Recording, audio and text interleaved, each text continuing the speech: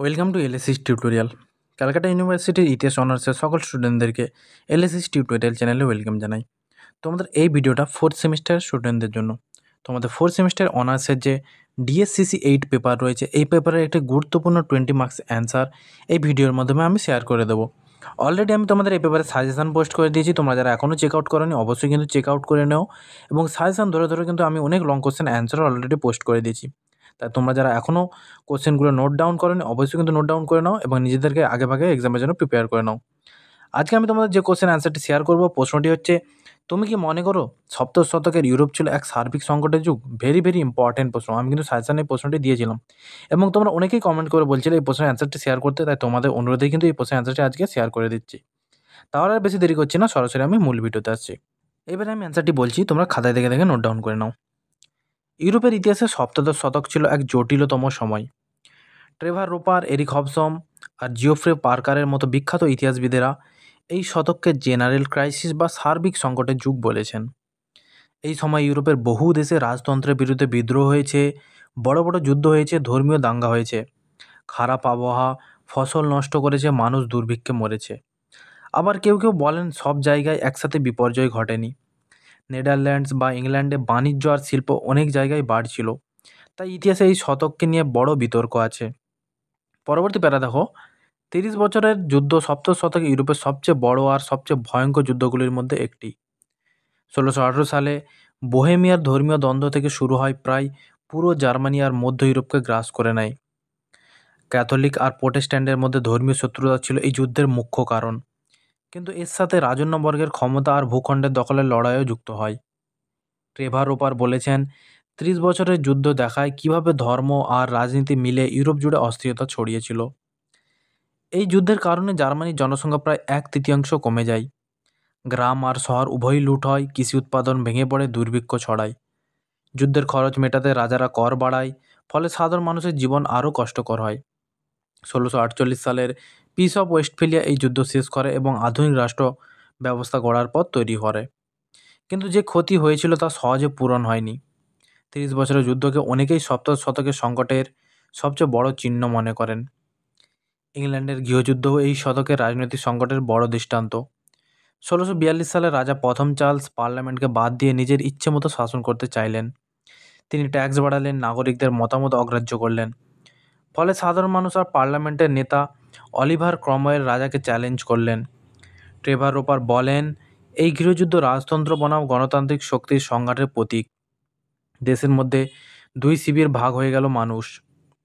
একদিকে ছিল রাজপন্থী আর অন্যদিকে পার্লামেন্টপন্থী।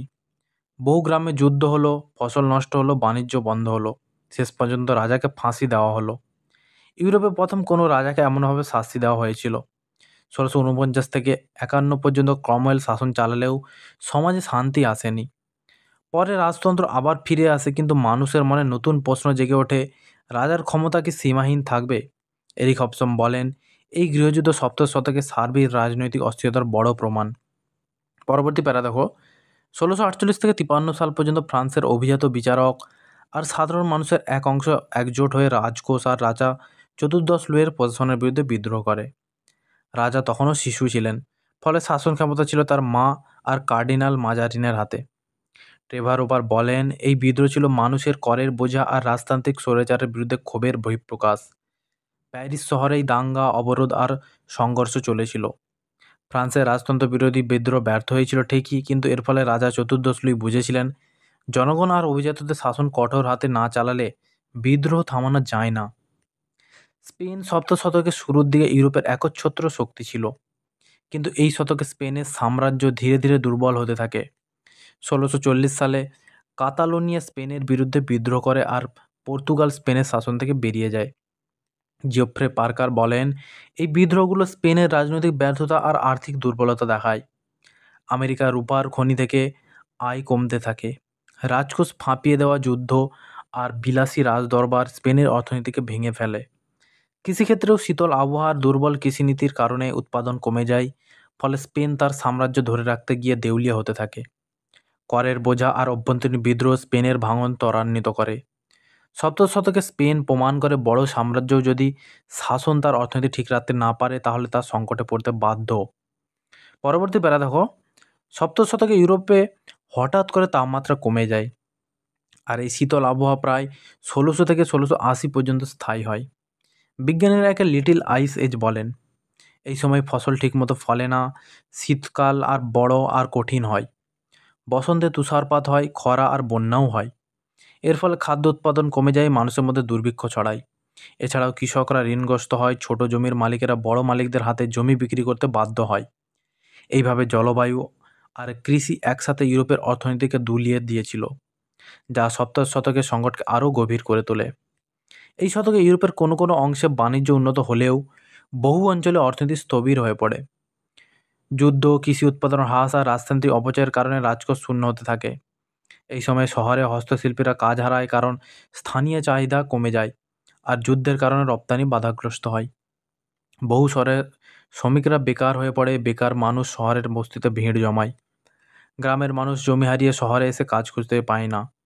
শহরগুলিতে বেকার আর দারিদ্র্য এতটাই বাড়ে যে বিদ্রোহের ঝুঁকি আরও বাড়ে।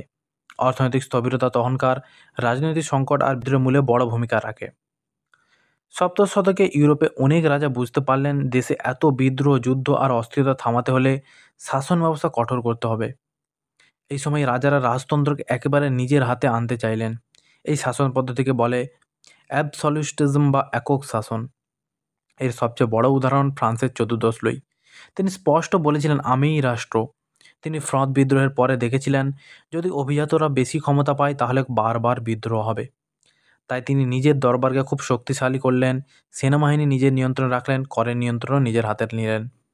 এর ফলে সাধারণ মানুষ আর অভিজাতরা রাজার বিরুদ্ধে সহজে কিছু করতে পারত না। ঐতিহাসিকরা মনে করেন একনায়কতন্ত্র শাসনই ছিল সেই সময়ের অশান্তির ফল, তবে এই শাসন সব জায়গায় এককভাবে কাজ করেনি। ইংল্যান্ডে যখন চার্লস একনায়কতন্ত্র শাসন চালাতে চাইলেন, তখনই গৃহযুদ্ধ শুরু হয় আর পার্লামেন্টের ক্ষমতা ফিরে আসে। ফলে সপ্তদশ শতক দেখিয়ে দেয় রাজতন্ত্রের ক্ষমতা বাড়ানোও এক ধরনের সংকট তৈরি করেছিল। সপ্তদশ শতকে ধর্ম ছিল মানুষের জীবনের সঙ্গে জড়িয়ে থাকা সবচেয়ে শক্তিশালী বিশ্বাস। কিন্তু এই বিশ্বাসই তখন সমাজে ভয়ানক অস্থিরতা আর সহিংসতা তৈরি করেছিল। ইউরোপের অনেক দেশে ক্যাথলিক আর প্রোটেস্ট্যান্টদের মধ্যে দ্বন্দ্ব লেগেই ছিল। জার্মানিতে 30 বছরের যুদ্ধ ধর্মীয় কারণে শুরু হয়েছিল, যদিও পরে সেটা রাজনৈতিক লড়াইতেও রূপ নেয়। নেদারল্যান্ডসে প্রোটেস্ট্যান্টরা স্পেনের ক্যাথলিক শাসনের বিরুদ্ধে লড়াই করেছিল। পোল্যান্ড, হাঙ্গেরি, রাশিয়া এই দেশগুলোতেও ধর্ম নিয়ে বিভাজন আর দাঙ্গা দেখা যায়। এরিক হবসন বলেন, তখন ধর্ম শুধু প্রার্থনা আর বিশ্বাসের জায়গা ছিল না, বরং সেটা রাজনীতি আর বিদ্রোহের বড় হাতিয়ার হয়ে উঠেছিল। অনেকে নিজের ধর্ম রক্ষার জন্য জীবন দিত, আবার কেউ কেউ ধর্মের নাম করে ক্ষমতা দখলের চেষ্টা করত। ফলে পুরো ইউরোপে মানুষের মধ্যে অবিশ্বাস ছড়িয়ে পড়ে, সমাজে হিংসা ছড়ায়। এই ধর্মীয় অশান্তি সপ্তদশ শতকের সংকটকে আরও জটিল করে তুলেছিল। মানুষ তখন নিরাপত্তাহীনতায় ভুগছিল, আর রাজারা এই সুযোগে নিজেদের শাসন আরও কঠোর করতে চেয়েছিল। তাই এই শতকের অস্থিরতা শুধু যুদ্ধ আর অর্থনীতি নয়, মানুষের মনেও ছিল। তারপরে প্যারা দেখো, যদি অনেকে বলেন সপ্তদশ শতক একেবারে অন্ধকার আর অশান্তির সময়, আবার অনেকে একে পুরোপুরি মেনে নেন না। লরেন্স স্টোনের মতো ঐতিহাসিকরা বলেন, সব জায়গায় একরকম সংকট হয়নি। যেমন নেদারল্যান্ডসে তখন শিল্প আর বাণিজ্যের সুবর্ণ যুগ চলছিল, যাকে ডাচ গোল্ডেন এজ বলা হয়।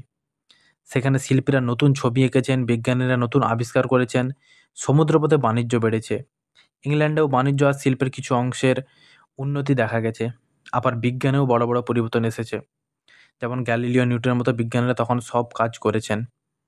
ট্রেভার রোপার আর এরিক হবসন অবশ্য বলেন, ব্যতিক্রম থাকলেও বড় ছবি দেখলে ইউরোপের বেশিরভাগ অংশেই যুদ্ধ, দুর্ভিক্ষ আর বিদ্রোহ একসাথে আঘাত করেছে। পরবর্তী প্যারা দেখো কী রয়েছে। ফরাসি ঐতিহাসিক রোনাল্ড মুসনিয়ার এই জেনারেল ক্রাইসিস তত্ত্ব নিয়ে দ্বিমত পোষণ করেছেন।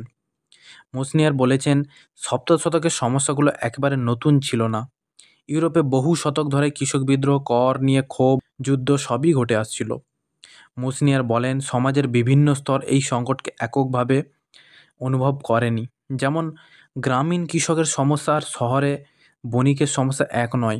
রাজদরবারের অভিজাতদের লড়াই আর গ্রামের করজালে থাকা কৃষকদের দুঃখ এক নামে ক্রাইসিস বলা ভুল হবে। তিনি আরও বলেন, ফ্রান্সের একনায়কতন্ত্র শাসন এত সহজে গড়ে ওঠেনি। রাজা আর স্থানীয় শক্তির মধ্যে সমঝোতা, দরবারের রাজনীতি এগুলোও গুরুত্বপূর্ণ ছিল। ট্রেভার রোপার ও হবসন যেমন যুদ্ধ আর দুর্ভিক্ষকেই মূল চালক বলেছেন, মুসনিয়ার বলেন, সামাজিক স্তরের জটিলতা না বোঝা মানে ক্রাইসিস তত্ত্বকে অর্ধেক পড়া। তাই মুসলিয়ারের মতে জেনারেল ক্রাইসিস না বলে একে সামাজিক রূপান্তরের যুগ বলা ভালো। সবশেষে বলা যায় সপ্তদশ শতক যুদ্ধ আর দুর্ভিক্ষের গল্প নয়, আবার শুধু বাণিজ্য আর শিল্পের উত্থানও নয়। এই দুই একসাথে মিলেই এর আসল চেহারা। টেভারোপার হবসন যেটাকে জেনারেল ক্রাইসিস বলেছেন তা পুরো ইউরোপকে এক চোখে দেখলে সত্যি। কারণ একের পর এক যুদ্ধ, শীতল আবহাওয়া, করের বোঝা, ধর্মীয় হিংসা সব মিলিয়ে তখন সাধারণ মানুষের জীবনে দুর্বিষহ হয়ে উঠে গিয়েছিল। তবে লরেন্স স্টোনের মনে করিয়ে দেন সব দেশে একরকম হয়নি। নেদারল্যান্ডস, ইংল্যান্ডের কিছু অংশ বিজ্ঞান আর শিল্প তখন নতুন পথ দেখাচ্ছিল। তাই সপ্তদশ শতক আসলে অন্ধকার আর আলোর মিশ্র সময়। এই ইতিহাস আমাদের শেখায় কোনো সময়ই একপেশে নয়, সংকট আর সম্ভাবনা সবসময় পাশাপাশি থাকে। তাহলে সম্পূর্ণ অ্যান্সারটি আমি শেয়ার করে দিয়েছি। তোমরা কিন্তু অবশ্যই অ্যান্সারটি খাতে নোট ডাউন করে নিজেদেরকে আগেভাগে এক্সামের জন্য প্রিপেয়ার করে নাও। পরবর্তীতে তোমরা কোন ভিডিও চাও বেশি বেশি কমেন্টস করে জানাও। আমি কিন্তু তোমাদের এক্সামের আগে এই সমস্ত প্রশ্নের অ্যান্সারগুলি শেয়ার করে দেওয়ার চেষ্টা করব। তাহলে দেখা হচ্ছে তোমাদের সাথে পরবর্তী কোনো ভিডিওতে।